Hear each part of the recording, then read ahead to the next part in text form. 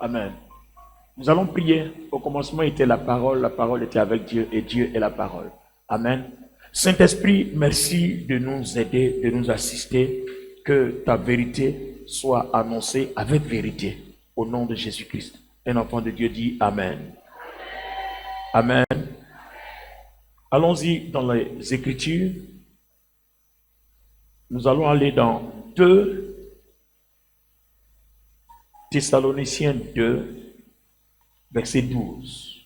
Afin que tous ceux qui n'ont pas cru à la vérité, mais qui ont pris plaisir à l'injustice, soient condamnés. Amen. Merci de vous asseoir. Alors, toi et moi, nous sommes en train de réaliser que la vérité est le point central de notre salut. Ceux qui n'ont pas cru en la vérité, c'est eux qui sont condamnés. Gloire à Dieu. Alors, donc, comme notre titre c'est dans le cœur de la vérité, c'est quoi donc la vérité? Amen. C'est quoi donc la vérité? Va avec moi dans 1 Jean, chapitre 5, verset 6. C'est lui, Jésus-Christ, qui est venu avec de l'eau et du sang, non avec l'eau seulement, mais avec l'eau et avec le sang. Et c'est l'Esprit qui rend témoignage, parce que l'Esprit est la vérité. Parce que le Saint-Esprit est la vérité. Alors, quand vous entendez que le Saint-Esprit est la vérité, et puis vous entendez que la Bible vous dit vivez dans la vérité, ça veut dire vivez la vie du Saint-Esprit, tout simplement. Donc, celui qui vit la vie du Saint-Esprit vit dans la vérité. Il témoigne que la vérité habite en lui. La question qui va suivre est celle-ci. Quelle est donc la vie du Saint-Esprit? Essayons de tourner un peu. C'est pour ça que j'ai dit que mon message ne serait pas long. Essayons de tourner un peu. On va essayer de ratisser un peu. Va avec moi dans 1 Pierre 1, 22. Mais 1 Pierre 1, 22, préparez-moi la version parole vivante. Préparez-moi aussi la version King James en français. Et puis, lisez-moi maintenant la version Louis II. Ayant purifié vos âmes en obéissant à la vérité, pour avoir un amour fraternel, sincère, aimez-vous ardemment les uns les autres de tout votre cœur. Alors, regardez ce que Louis II dit. Écoutez très bien ce message, s'il vous plaît. Écoutez ce que Louis II dit. Dieu, ou bien le Christ, a purifié nos âmes en obéissant à la vérité pour avoir un amour fraternel sincère. Donc, celui qui veut vraiment aimer son frère en esprit et en vérité doit être capable de... Allons-y dans les autres versions. On va voir maintenant la signification de ce que ça veut dire. Parole vivante. Parole vivante dit 1 Pierre 1, 22. En obéissant à la vérité, vous êtes devenus purs pour aimer sincèrement vos frères, vos sœurs chrétiens. En d'autres termes, en obéissant, on est devenu pur pour être capable d'aimer nos frères sincèrement. Donc, il y a une capacité que tu dois avoir en toi pour pouvoir aimer quelqu'un sincèrement, en vérité, tel que Dieu le désire. Donc, on ne te demande pas ta façon d'aimer quelqu'un, mais on te demande de l'aimer à la façon de la vérité. King James en français. Voyant que vous avez été purifiés vos âmes en obéissant à la vérité par l'intermédiaire de l'Esprit. Ayant purifié nos âmes en obéissant à la vérité par l'intermédiaire du Saint-Esprit. Donc, tu ne peux pas aimer quelqu'un si le Saint-Esprit n'est pas dans le contrôle. Et tu ne peux pas être pur si la vérité n'habite pas en toi. Donc, autrement dit, tu ne peux pas être sauvé si la vérité n'habite pas en toi. Si tu ne pratiques pas la vérité, en d'autres termes, si tu ne vis pas le modèle de vie du Saint-Esprit. Donc, quel est le modèle de vie du Saint-Esprit? Jean 15, à partir du verset 1. Je suis le vrai cep et mon père est le vigneron. Tout sarment qui est en moi et qui ne porte pas de fruit, il le retranche. Et tout sarment qui porte du fruit, il les monte afin qu'il porte encore plus de fruits. Amen. Suivez-moi. Les amis, suivez bien. Suivez. Il dit, celui qui ne porte pas de fruits, on le retranche. C'est-à-dire, celui qui ne porte pas de fruits, il n'est pas sauvé. On dit, celui qui n'obéit pas à la vérité n'est pas sauvé. Donc, en fait, le signe et le témoignage que la vérité habite en toi, c'est un fruit. Attends, je peux te regarder. Quelle est la preuve que j'ai que tu es sauvé? C'est un fruit. Amen ou amen pas? C'est un fruit qui montre que tu es sauvé. Alors, quand vous prenez un arbre, l'arbre est planté. Il y a la branche, il y a les feuilles et puis il y a les fruits. D'accord? Dites-moi, pourquoi le Seigneur Jésus a maudit le figuier? Parce qu'il n'y avait pas de fruits. Mais sinon, il y avait des feuilles. Il n'y avait pas de fruits. Donc, en fait, ce que Dieu cherche, ce n'est pas ton zèle. Ton zèle, là, c'est les feuilles. Ce n'est pas la manifestation des dons spirituels. Ça, c'est les feuilles. Ce n'est pas les miracles que tu opères dans ton ministère ou dans ta vie chrétienne. Ça, c'est les feuilles. Ce n'est pas la prospérité matérielle, l'argent que tu as. Ça, c'est les feuilles. Mais quel est le fruit qui te fait entrer au ciel? Le fruit qui fait que tu es identique et puis tu es agréable à Dieu. Donc, vous comprenez qu'en fait, quand tu te promènes et puis le diable te regarde, le signe que le diable a que tu es enfant de Dieu, c'est les fruits que tu portes. Permettez-moi de vous dire, les pasteurs, le fruit n'est pas interne, le fruit est externe. Quand tu prends un arbre là, le fruit n'est pas dans le tronc, le fruit est dehors. Et quand tout le monde voit le fruit sur l'arbre, on dit, ça c'est un bon arbre. Donc en fait, il y a des choses internes, mais il y a des choses visibles. Ton fruit doit être visible. Les démons te regardent. S'ils ne voient pas ton fruit visible, ils savent que Dieu n'est pas avec toi. C'est ton fruit qui témoigne que la vérité est en toi. En fait, la vérité, c'est quoi? C'est le Saint-Esprit, donc la lumière, la puissance de Dieu, la gloire de Dieu. Donc, quand on voit tes fruits, il y a toujours le témoignage que cette lumière-là est en toi. Le démon qui voit un fruit n'ose pas t'attaquer parce qu'il sait qu'en toi, il y a quelque chose. Alors, Galates 5, 22 nous montre quoi? Puisque la vérité, c'est l'esprit. Alors donc, quelle est la vie de l'esprit? Obéir à la vérité par le Saint-Esprit. C'est-à-dire, le Saint-Esprit lui-même, il t'a été donné pour t'aider à vivre son modèle de vie. Parce que c'est son modèle de vie là, qui est le modèle de vie de Christ. Et c'est comme ça que Christ lui-même a vécu sur la terre. C'est pour ça que le Père lui a donné le nom au-dessus de tous les noms. Alors, quel est le modèle de vie? Galates 5, 22. Mais le fruit de l'esprit, Mais le fruit de l'esprit, c'est l'amour. donc dans Jean 15 où on vous dit, portez du fruit. Donc le fruit de l'esprit, c'est l'amour, la joie, la paix, la patience, la bonté, la bienveillance, la foi, la douceur, la maîtrise de soi. Bien. Donc, mon frère, ma soeur, toi et moi, nous disons que nous sommes des chrétiens, chrétiennes, non? Si on ne voit pas ces fruits-là, c'est la preuve que la vérité n'est pas en toi. Voilà tout mon message aujourd'hui. On est dans le cœur de la vérité. Amen. Alors, lisez-moi un peu plus profond Jean 15 et puis lisez-moi un peu plus profond Luc 13. Donc, quelqu'un me prend Jean 15, lisez.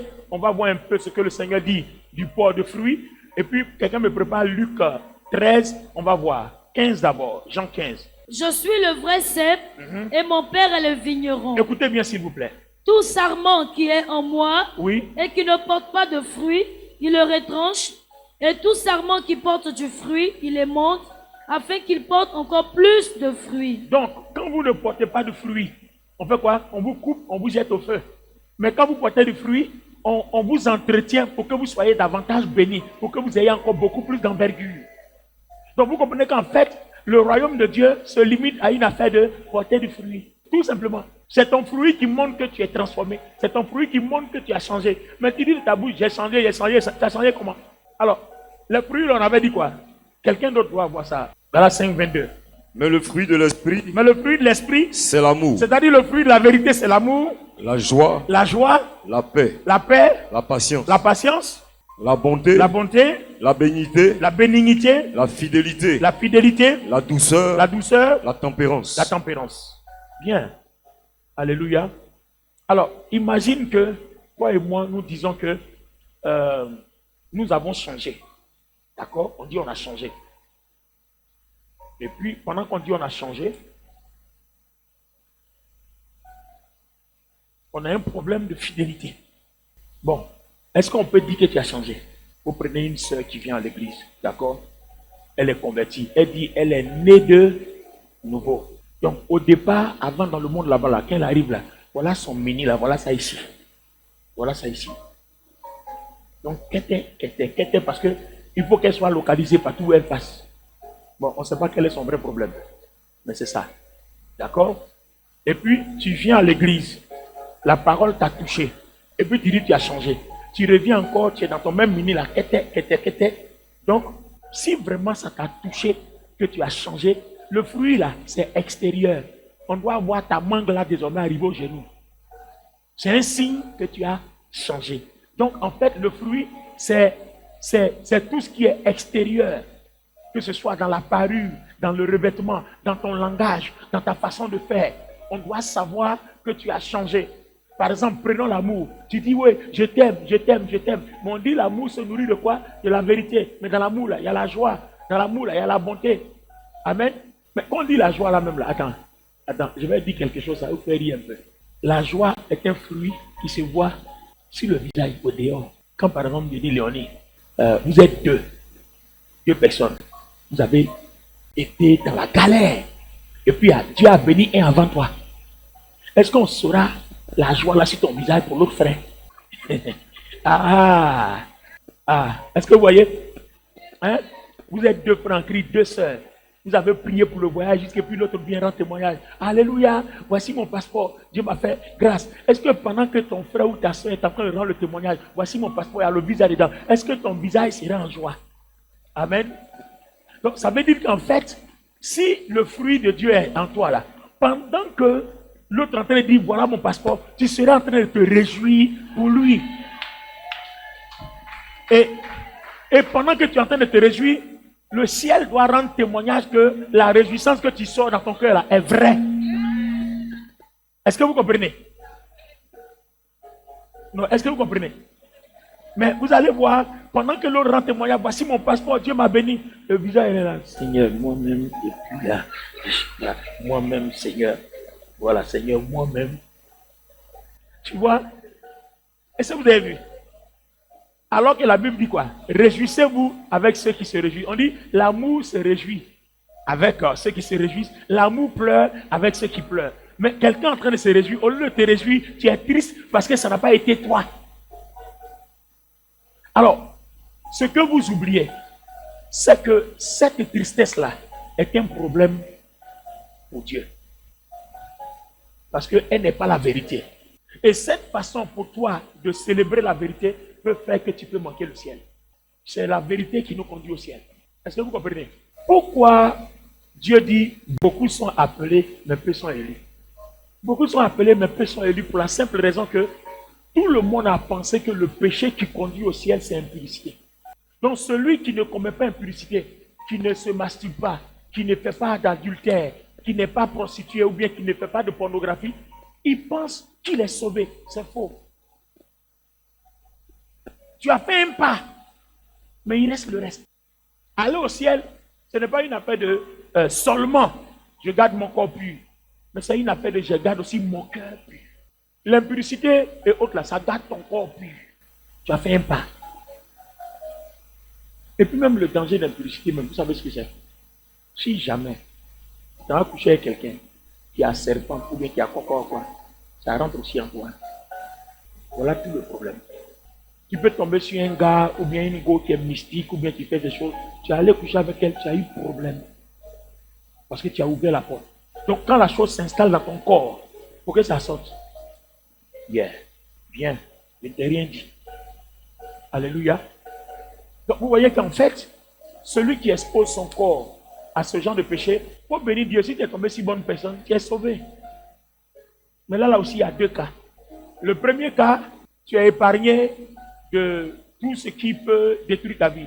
Mais le deuxième cas, ça demeure un péché pour lequel Dieu t'en voudra. Donc, ce n'est pas parce que tu n'as pas commis impudicité, adultère, que tu as la garantie que tu es sauvé. Prêchons l'évangile de la vérité. Ce n'est pas moi qui ai écrit ici que ceux qui n'ont pas obéi à la vérité sont condamnés. C'est pas moi aussi qui ai dit que la vérité c'est le Saint-Esprit. Ce n'est pas moi, c'est la Bible. C'est pas moi qui ai dit ça. Donc si la vérité c'est le Saint-Esprit, quel est le modèle de vie du Saint-Esprit? On dit c'est l'amour, la patience, la bonté, la bénignité, la tempérance, il y a ceci, il y a cela, on a tout cité tout. Donc si toi, chaque jour, tu ne te bats pas pour vivre ce modèle de vie, il faut dire bye bye au ciel.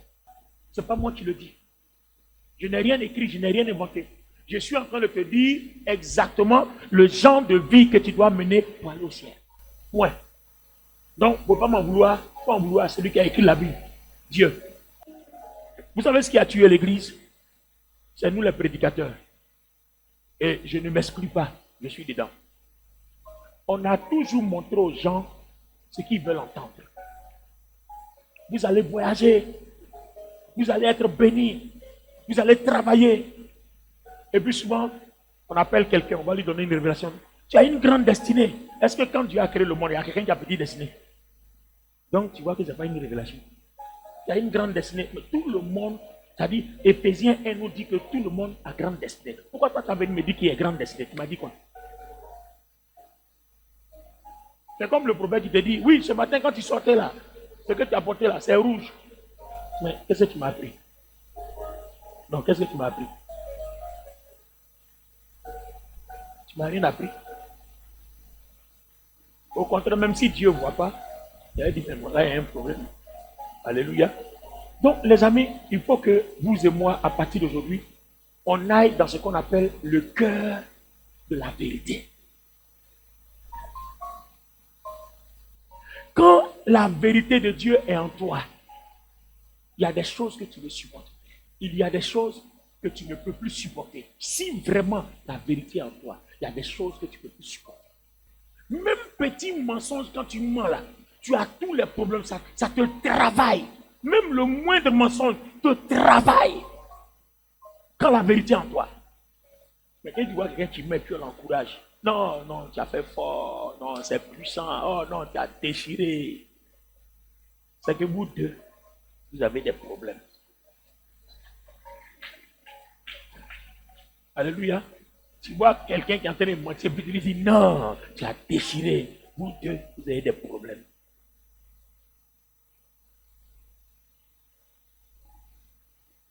La vérité. On est au cœur de la vérité. Amen. Je ne vais pas aller loin. Amen. Je ne vais pas aller loin. Alors, lisez le prolongement de Jean 15, je vais m'arrêter là. Sauf si le Saint-Esprit me donne quelque chose à dire. Vous êtes purs à cause de la parole que je vous ai annoncée. Demeurez en moi et je demeurerai en vous. Oui. Comme le sarment ne peut de lui-même porter du fruit s'il ne demeure attaché au cep, ainsi vous ne le pouvez pas non plus si vous ne demeurez en moi. D'accord. Donc on dit, on ne peut pas porter du fruit si on n'est pas attaché au cep. C'est ce qu'on a dit tout à l'heure dans les autres passages là. On ne peut pas porter du fruit sans l'intermédiaire du Saint-Esprit. Donc, c'est ton modèle de vie là qui fait que le Saint-Esprit se développe en toi. Ton modèle de vie, amour, bonté et tout ça, ça développe le Saint-Esprit. Donc, tu veux voir la puissance de Dieu, l'onction, les dons spirituels se développer dans ta vie. C'est le prix que tu dois payer. Sinon, tu peux jeûner. Tu peux faire tout ça. Mais s'il n'y a pas de fruit, il n'y a rien. Tu ressembles à un airain qui résonne. S'il n'y a pas de fruit. Pourquoi je dis que c'est nos fruits qui font que le Saint-Esprit se développe en nous? Vous savez, vous avez votre corps, non? D'accord? Qu'est-ce qui va arriver à ton corps si tu fais plusieurs jours sans manger? Vous voyez, tu maigris. Et puis si tu insistes à ne pas manger, tu vas maigrir jusqu'à mourir. Pourquoi? Parce que ton corps a besoin de nourriture pour se développer. Mais l'esprit là, lui il a besoin du fruit pour se développer. C'est ça qu'il mange. Donc, ta patience là, il se nourrit de ça. Ta bonté là, il se nourrit de ça. Ta bénignité là, il se nourrit de ça. Ta tempérance là, il se nourrit de ça. C'est sa nourriture. Plus tu fais ça, plus il mange, plus il se développe en toi. Et plus tu es en sécurité, plus tu as la paix, moins l'ennemi te fatigue. Est-ce que vous comprenez?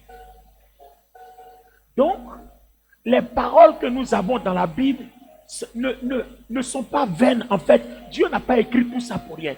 Tout ce qui est écrit là, en fait, c'est à dessein. Ça sert à quelque chose. Je ne vais pas commencer à te parler d'amour, de bénité, non. Aujourd'hui, mon but, selon le Saint-Esprit, c'est de te plonger dans le cœur, c'est-à-dire où se trouve la vérité. Qu'est-ce que tu dois pratiquer qu'on appelle la vérité? Maintenant, amour, c'est quoi? Patience, c'est quoi? Bénité, c'est quoi? On va les prendre un par un, prochainement, un par un, jusqu'à ce qu'on finisse le contour de la vérité. C'est pour ça que j'ai dit, on est dans le cœur de la vérité. Attends. Regardez un passage ici, je ne vais pas vous faire lire, je vais aller vite parce que je fais mes conclusions, mes premières conclusions. Jacques, le chapitre 1, verset 18. Il nous a engendrés selon sa volonté, par quoi? Par la parole de vérité. Donc, quand on t'appelle enfant de Dieu, là, c'est parce que la vérité est en toi qu'on t'appelle enfant de Dieu. Donc, celui qui ne vit pas dans la 5:22, qui n'a pas le fruit de l'esprit, là, en fait, c'est toi qui crois que tu es enfant de Dieu parce que tu viens à l'église. Mais sinon, dans le fond, quand Dieu te regarde, le ciel te regarde là, tu n'es pas leur enfant. Est-ce que le Saint-Esprit annonce la vérité dans l'église? Bon, je sais que d'ici fin du mois, peut-être, mon église va se vider parce que, avec ce message-là, je ne sais pas qui va venir ici encore. Sauf ceux qui ont envie d'aller au ciel, qui vont venir pour écouter. Amen. Mais je vous ai fait le serment, je ne peux pas vous tromper. Je ne peux pas te dire non, tu vas voyager, tu vas te marier, c'est faux. Si cette vérité-là habite en toi, là, elle va attirer le mariage, elle va attirer le voyage, elle va attirer tout ce qu'il faut. Parce que la Bible dit, le royaume de Dieu d'abord, et puis le reste vient. C'est le royaume même qui appelle le reste. C'est le Saint-Esprit qui appelle le reste. Il te demande de ne pas te soucier, il dit, vis dans la vérité. Alors, Jacques 1,18. Parole vivante. Hein? Par impact de sa libre volonté, il nous a fait naître de nouveau. Lis bien encore. Par impact. Par impact de sa libre volonté. Par impact de sa libre volonté, il a fait quoi? Il nous a fait naître de nouveau par le moyen de la parole de vérité. Par le moyen de la parole de vérité. Donc, on est né de nouveau. C'est-à-dire, quand Christ est mort à la croix, là, on est devenu une nouvelle créature. Par quel moyen? Le moyen de la parole de vérité. Donc, le seul moyen qui fait que Dieu prend plaisir à toi, c'est la vérité. Il n'y a pas autre chose. Est-ce que l'église peut comprendre ça? Il n'y a pas d'autre chose. Le seul moyen qui fait que tu es agréable à Dieu, c'est parce qu'en toi, il y a la parole de vérité. Or, la vérité, c'est l'esprit. On a vu dans Jean 1, la vérité aussi, c'est la parole. Attends, je crois même que tout est clair. Même Éphésiens 1,13 dit, en lui aussi, après avoir entendu la parole de la vérité, c'est-à-dire l'évangile de votre salut, en lui, vous avez cru et vous avez été scellés par le Saint-Esprit qui vous avez été promis. Alléluia. 2 Thessaloniciens 2,12 dit, afin que tous ceux qui n'ont pas cru à la vérité, mais qui ont pris plaisir à l'injustice soient condamnés. Wow. Avec toutes les séductions de l'iniquité pour ceux qui périssent parce qu'ils n'ont pas reçu l'amour de la vérité. Donc les gens vont en enfer parce qu'ils n'ont pas reçu l'amour de la vérité. Ils sont dans l'église, ils aiment l'argent, ils aiment le voyage, ils aiment le mariage. Mais quand on dit l'amour, quand on dit la bénignité, la tempérance, ils n'aiment pas. Donc c'est pour cela que beaucoup vont périr dans l'église. Ce n'est pas moi qui le dis, c'est la Bible. Donc vous voyez que ce que je prêche aujourd'hui, on a l'impression que c'est la première fois qu'on lit la Bible. Mais tout simplement parce qu'on était aveuglés, on ne pas voir. Maintenant là, on voit. Par la grâce de Dieu, voilà. Tous les serpents ont été tués. Maintenant, on voit. Amen. Il y a l'huile qui coule, donc maintenant, on voit. Est-ce que quelqu'un comprend?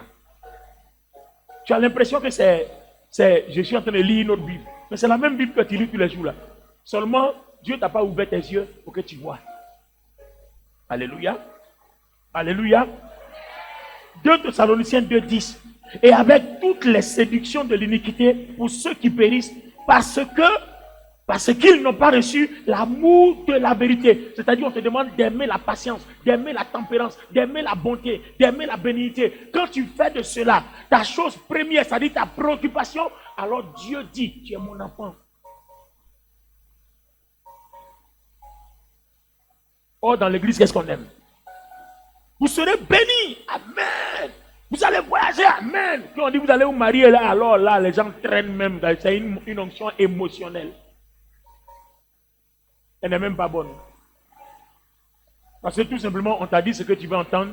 Donc, tes émotions t'ont fait tomber, tu trembles là. Mais nous, quand on a arrêté, on sait que c'est faux. On te regarde, on sait que c'est faux. Mais on te dit Amen pour t'encourager. Parce qu'on ne veut pas que tu perdes la foi. Alors, Éphésiens chapitre 4, le verset 15 dit, mais que professant la vérité dans la charité, professant la vérité dans la charité, nous croissions à tous égards en celui qui est le chef, c'est-à-dire le Christ. Alors, prends-moi Luc 13 là, je vais voir ce qui était dedans. Donc, vous voyez que tout ce que nous faisons dans la vie chrétienne, tout ça, c'est le fruit. Amen. Capitaine, il y a quelque chose. Je croise régulièrement des gens avec lesquels je parle. Non, Dieu, c'est dans le cœur. Dieu, là, c'est le cœur. C'est le cœur. C'est le cœur. Dieu, c'est le cœur. Un arbre, là, son fruit est dans le tronc. Non, un arbre, est-ce que son fruit est dans le tronc? Donc toi, tu dis Dieu, c'est le cœur. On dit ton fruit c'est pas dans ton cœur. Si ce qui est dans ton cœur est bon, on verra le fruit au dehors. Donc si dans ton cœur il y a le Saint-Esprit, on verra la bénédiction dehors. Si dans ton cœur c'est le Saint-Esprit, on verra la bonté dehors. Si dans ton cœur c'est le Saint-Esprit, on verra la tempérance dehors. Si dans ton cœur c'est le Saint-Esprit, on verra la patience dehors. Donc la tempérance, la patience, la bonté, l'amour pour son prochain, ce n'est pas dans le cœur. C'est dehors. C'est ce que nous on voit. Donc, si le Saint-Esprit est dans ton cœur, voilà ce qu'on doit voir. Donc si tu dis que tu es chrétienne, voilà ce qu'on doit voir. Donc quand on voit ça, ton fruit rend témoignage que tu es chrétienne. Quand on voit ton habillement, ton fruit rend témoignage que tu es chrétienne. Alléluia. Alors, est-ce que nous sommes vraiment au cœur du sujet? Au cœur de la vérité. Donc, vous avez vu que ça fait mal, hein, ça blesse. La vérité, elle est blessante. Oh, c'est ça qui est la vérité. Marie-Laure, ça blesse. Angela, ça blesse, non? Ça blesse. Blesse, non, la vérité. Donc, vous voyez ce matin, quand je suis en train de prêcher là, selon vous-même là, dites-moi la vérité. Hein. Qui est chrétien? Avec ce que tu entends là, qui est chrétien? Donc vous voyez que si jamais la trompette sonne tout de suite là, de nous qui sommes ici là, qui va aller au ciel? D'où le Seigneur dit, beaucoup sont appelés, peu sont élus. Pourquoi? Parce que personne n'est au cœur de la vérité, au centre de la vérité. Nous tous, nos vies là, ne sont pas au centre de la vérité. Ta vie, ma vie, doit être au centre de la vérité. Voilà l'évangile qui sauve. Quand tu atteins ce niveau-là maintenant, là, va demander mariage, ça va venir. Parce que la porte est ouverte. En ce moment précis, là, quand tu demandes mariage, on ne t'envoie pas diable. On t'envoie bon garçon, on t'envoie bonne femme. Mais quand il n'y a pas la vérité, là, tu demandes mariage, là, le diable t'envoie diable, fabriqué, et puis on te dépose devant toi. La vérité voit clair.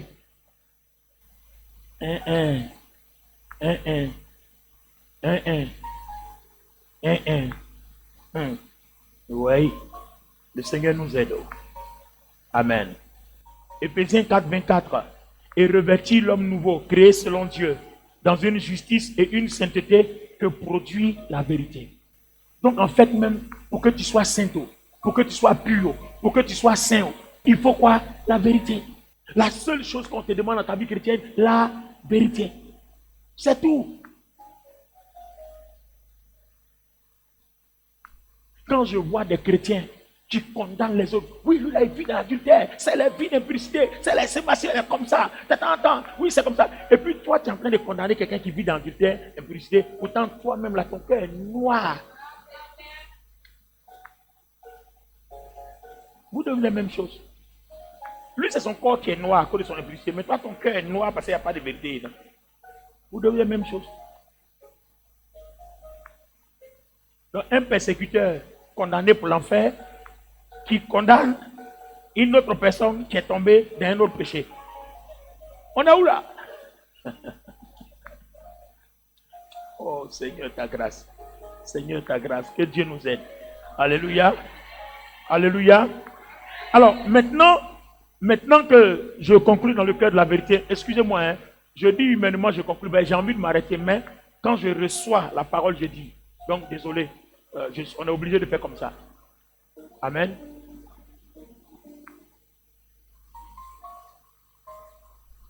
Éphésiens 5, 9 sonne une trompette. Même la lumière dont le diable a peur, quand il dit, j'envoie le feu, fire, feu là c'est quoi? Regarde bien.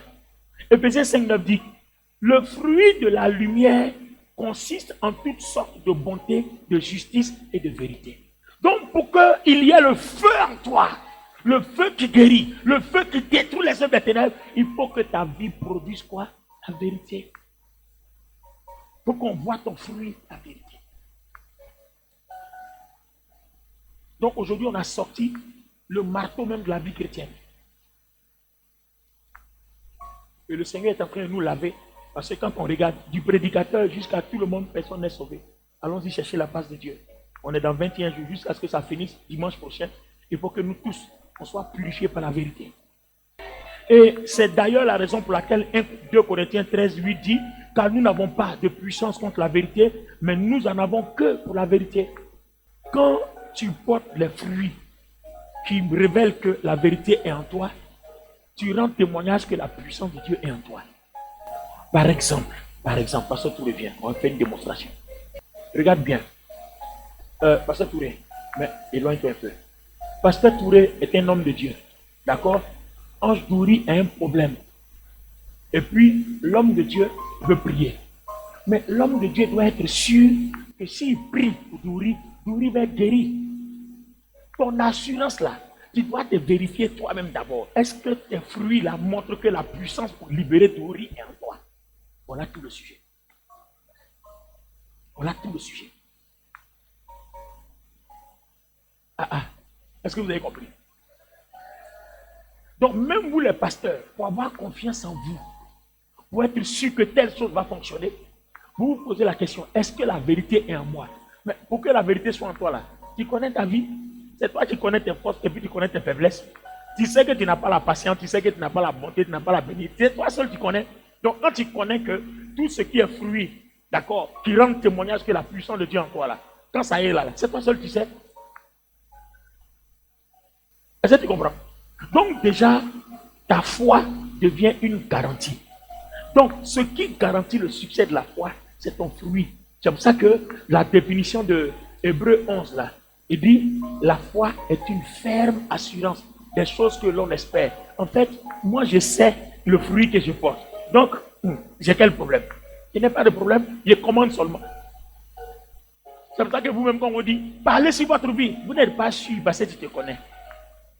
Attends, si tu as dormi en boîte de nuit et puis tu es venu matin, puis on dit, mets-toi, prophétise sur ta vie, Dieu va faire. Toi-même, tu n'es pas sûr. Toi-même, tu es découragé même parce que tu dis ça là même là. Eh, moi aussi, le pasteur là aussi. Moi, il vient de sortir là, il a prophétisé sur moi. Comment on va faire? Lui-même, il a quand même parler. Il dit, tu sais où tu es quitté. Tu connais où tu es quitté, donc tu ne peux pas. Donc, toutes les œuvres de Satan contre nos vies là, c'est quoi? C'est de tuer nos fruits. Prenez un arbre qui a porté du fruit, il y a beaucoup de fruits. Si on cueille tous les fruits là, l'arbre est utile. En quoi il est utile? On a enlevé tous les fruits. En quoi il est utile? Il n'est plus utile. Or, quand il n'est plus utile, on fait quoi? Le Seigneur maudit le figuier pour ça. Voilà toute la différence. Le jour où on t'enlève tous tes fruits, que tu ne portes plus de fruits, tu n'es plus utile au ciel.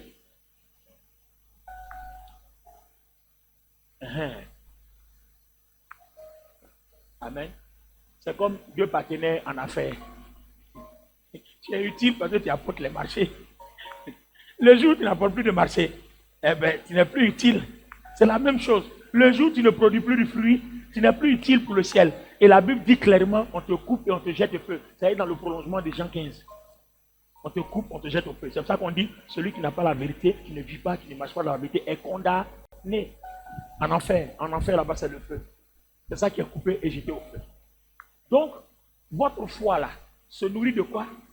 De la vérité. Vos fruits. Merci.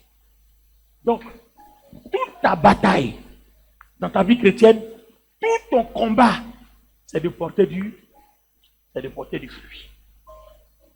Tout ton combat. 1 Corinthiens 13, 6. L'amour ne se réjouit point de l'injustice, mais l'amour se réjouit de la vérité. C'est-à-dire l'amour se réjouit de la justice. Donc la vérité, c'est la justice.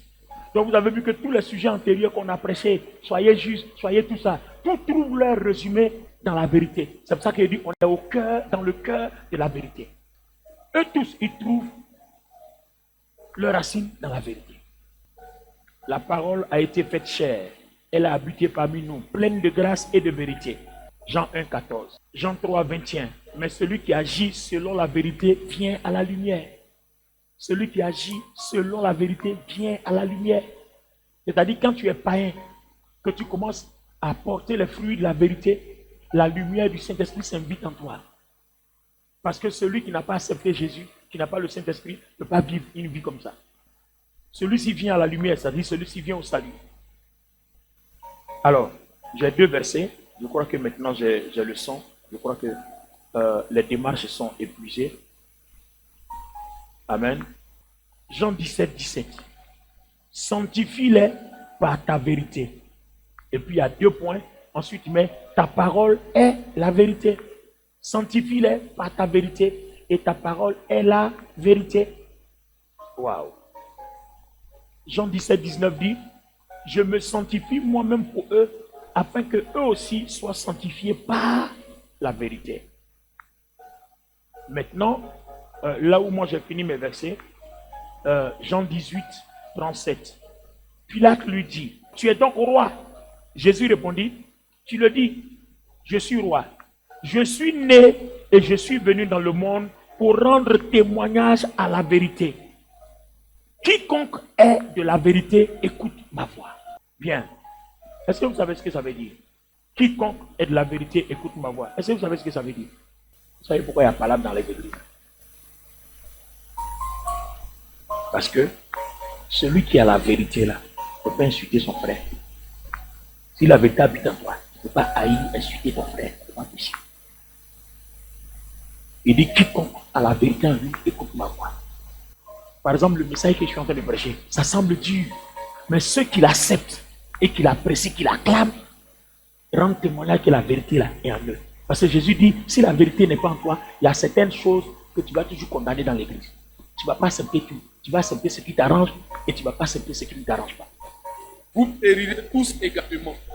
Ou bien, ces 18 personnes sur qui est tombée la tour de Siloué et qu'elle a tué, croyez-vous qu'elles fussent plus coupables que tous les autres habitants de Jérusalem? Non, je vous le dis. Mais si vous ne vous repentez, vous périrez tous également. Il a dit aussi cette parabole. Un homme avait un figuier planté dans sa vigne. Il vint pour y chercher du fruit et n'en trouva point. Alors il dit au vigneron, voilà 3 ans que je viens chercher du fruit à ce figuier. Est-ce que vous comprenez maintenant la partie qui nous intéresse? D'accord? Il est venu chercher quoi? Du fruit. Il n'a pas trouvé. Donc maintenant il va dire au vigneron, il a fait 3 ans. Et s'il venu la première année, je n'ai pas trouvé de fruit. J'ai fait grâce. J'ai attendu pour qu'il se répande. Peut-être que quand j'ai revenu encore, j'ai trouvé du fruit. Je reviens la 2e année, je n'ai pas trouvé de fruit. Donc j'ai laissé tomber, j'ai laissé encore un temps de repentance. 2e, 3e année, je reviens encore, il n'y a pas de fruit. Donc on va faire quoi? Coupe-le. Pourquoi occupe-t-il la terre inutilement? Pourquoi occupe-t-il la terre inutilement? Les pasteurs, c'est là que je voulais m'arrêter pour fermer. Celui qui ne porte pas de fruit devant Dieu est inutile. Ne sert à rien. Tu as vu, non? C'est pour ça que je mettais ça à la fin. Celui qui ne porte pas de fruit devant Dieu est inutile. Tu ne sers à rien. Danse bien, fais tout ce que tu veux ici. Tu n'as pas de fruit, tu es inutile. Tu ne sers à rien. Le ciel n'a pas besoin de toi. Parce qu'on t'a laissé le temps pour que tu portes du fruit. Jusqu'à 3 ans, tu n'as pas voulu écouter. Tu es resté sans fruit. Donc tu ne sers plus à rien. Alors, je crois que peut-être que dans ton cas, si Dieu permet que je prêche, c'est que tes 3 ans n'ont pas encore expiré. Donc, on va se repentir. On va demander pardon à Dieu. Tes 3 ans n'ont pas encore expiré. Peut-être pour certaines personnes, les 3 ans là, ça expire après le culte. Donc, saisis ta chance là maintenant. Alléluia. On me dit, tu comprends? Ça fait partie de la vérité. Hein? Très bien. Donc, le temps est en train d'expirer. Gloire à Dieu. Lève les mains. Demande pardon à Dieu. La vérité est extérieure. C'est un fruit extérieur.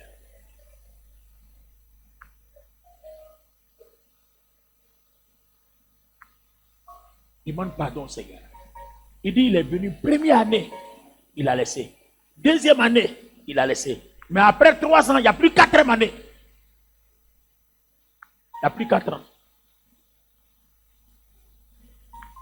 Alors, est-ce que pendant que je parle, est-ce que quelqu'un a fini ses 3 ans ou bien est en train d'achever ses 3 ans? Voilà le problème. Quel temps te reste-t-il encore pour que tu puisses épouser, adopter la vérité? Tu as 3 ans pour te rendre utile. Alors, combien d'années te reste-t-il? Alors que le Seigneur dit, si tu entends ma voix, n'endurcis pas ton cœur. Je me tiens à la porte, je frappe. Apocalypse 3, 20, si je ne me trompe pas. Je me tiens à la porte, je frappe. Si tu entends ma voix, n'endurcis pas ton cœur. J'entrerai, je dînerai avec toi. Alors, combien de temps te reste-t-il? On a donné 3 ans au figuier. 3 ans au figuier. Combien de temps te reste-t-il? 3 ans au figuier pour que le figuier se rachète. Pour être utile à Dieu de par ses fruits. Alors toi, combien de temps te reste-t-il pour que tu te rachètes, pour que tu te rattrapes, pour que tu reviennes dans la vérité? Pour que tu abandonnes l'ancienne vie passée, l'ancien modèle passé, la façon de se comporter passée, l'ancienne vie païenne qui ressemble au monde passé. Est-ce que combien de temps te reste-t-il pour que tu abandonnes ça afin de te rendre utile?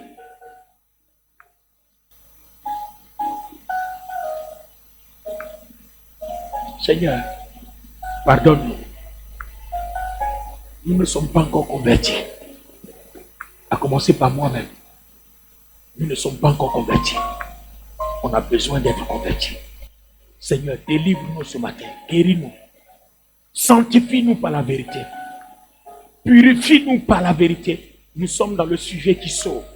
Au cœur du salut. Au cœur de la vérité. Peut-être même que tu permets qu'on enseigne ce message-là parce que tu te rapproches de la terre de plus en plus. Et afin que nous puissions, comme les 10 vierges, les 5 sages, nous puissions garder nos lampes allumées. Qu'on n'attende pas que les 3 ans, que le délai expire. Seigneur, aide-nous à nous rendre utiles maintenant. Cet esprit, je t'en supplie, Seigneur. Aide-nous à nous rendre utiles. Fasse que de par nos fruits, nous soyons utilisables, nous soyons utiles entre tes mains. Nous voulons être utiles entre tes mains. Rends-nous utilisables. Aide-nous, Seigneur, à porter du fruit et afin que nos fruits soient présentés. Tu as dit qu'on n'allume pas une lampe pour la mettre dans un seau, mais tout le monde voit. Ça vous dit que nos fruits, le fruit de la lumière est vu par tout le monde. Et tout le monde sait que la lumière en nous, tout le monde sait que l'esprit en nous, que par le fruit visible par tout le monde. Nous sommes la lumière du monde. Notre lumière doit être visible. Les païens doivent voir. Le monde doit voir. Et ainsi, toi, tu seras glorifié. Seigneur Jésus, aie pitié de ton église ce matin. Redonne-nous un nouveau départ. On ne sait plus à quel moment de l'avertissement nous sommes. Le figuier a eu 3 ans. Nous, on ne sait pas à quel moment on est. Mais Seigneur, ce matin, fais-nous grâce qu'on ne retourne plus en arrière. Dans les boîtes de nuit, dans l'alcool, la cigarette, le tabac, dans toute cette vie de mondanité, impudicité, adultère, fornication, dans les rancœurs, la jalousie, le manque d'amour, la haine, l'hypocrisie. Oui, Seigneur, aide-nous à nous débarrasser de tout ça. Que le Saint-Esprit occupe pleinement toute la place dans notre cœur et qu'on voit nos fruits. Afin que, Seigneur, tu as dit ceux qui portent du fruit, tu les embellis et ils sont davantage puissants, davantage grands, davantage prospères, davantage appréciés et approuvés du royaume de Dieu. Que cela soit ainsi pour ton église ce matin, au nom du Seigneur Jésus-Christ. Et quelqu'un me donne 7 amen forts, bien et puissants.